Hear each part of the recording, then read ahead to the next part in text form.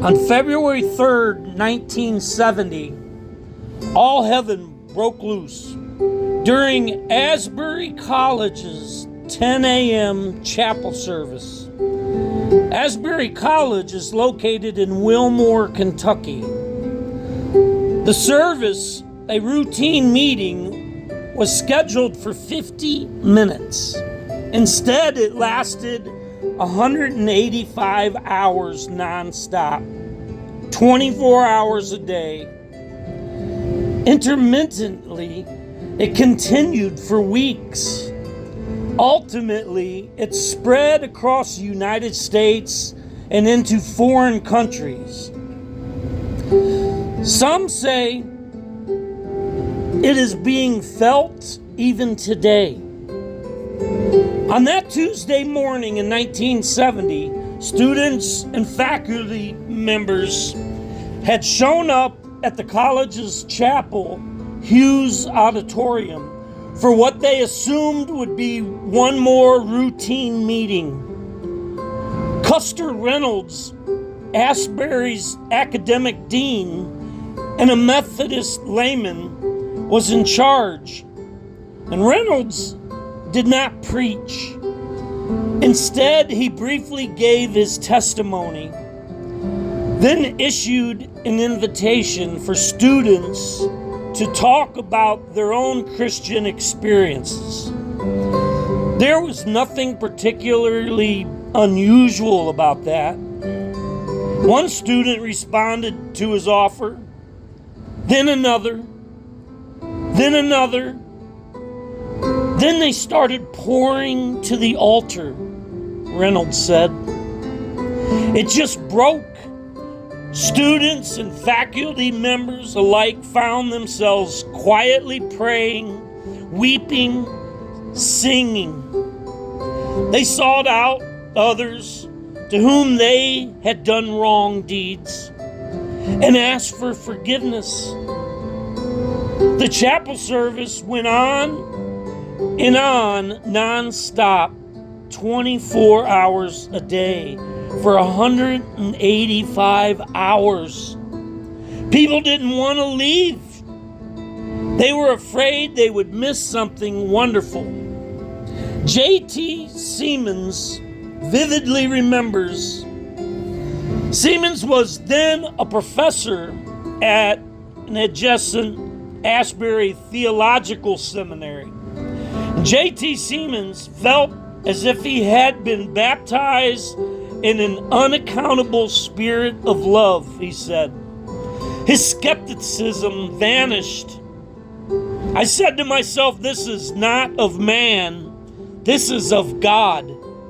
And the Lord walked in. College president Dennis Kenlaw was out of town when the revival broke out on campus. He said, well, you may not understand this, Kenlaw recalled, but the only way I know how to account for this is that last Tuesday morning, about 20 of 11, the Lord Jesus walked into Hughes Auditorium, and he's been there ever since. And you've got the whole community praying tribute to his presence. News of the revival spread in newspapers and on television. Strangers flocked to Wilmore to worship with the students. Asbury officials dismissed classes, and by Thursday, a revival had broken out at the Asbury Theological Seminary, which was across the street from the college. Leaders of other institutions read of the service in publications as far-flung as the Indianapolis Star, the Chicago Tribune, the Seattle Times, and the St. Louis Post-Dispatch, and heard of it by word of mouth. They invited Asbury students and faculty members to come and tell what was happening. Wherever the Asburyans traveled, revival followed.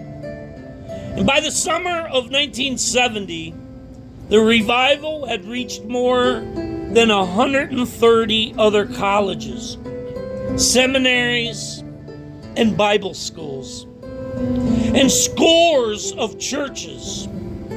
According to published accounts, it spread from New York to California and even to South America. An Auburn University historian, who's perhaps the foremost secular scholar on the subject of revival, said, the Asbury revival occurred simultaneously with a massive neo-Pentecostal renewal in the 1960s and 70s. The Asbury revival was not itself Pentecostal, in that there was no speaking in tongues or healing by faith, but if lumped with that charismatic movement and the born-again revivals of the mid-70s, the Asbury outbreak might be part of the most influential worldwide renewals of the century. In 2 Chronicles, 7th chapter, 14th verse, God has made a promise for national healing and revival. God's word says, if my people, which are called by my name, shall humble themselves and pray and seek my face and turn from their wicked ways, then will I hear from heaven and will forgive their sin and will heal their land. Will you humble yourself, pray, seek God's face, and turn from your wicked ways? If so, you can be a history maker, a city, state, and perhaps even a nation changer. God bless you, brothers and sisters.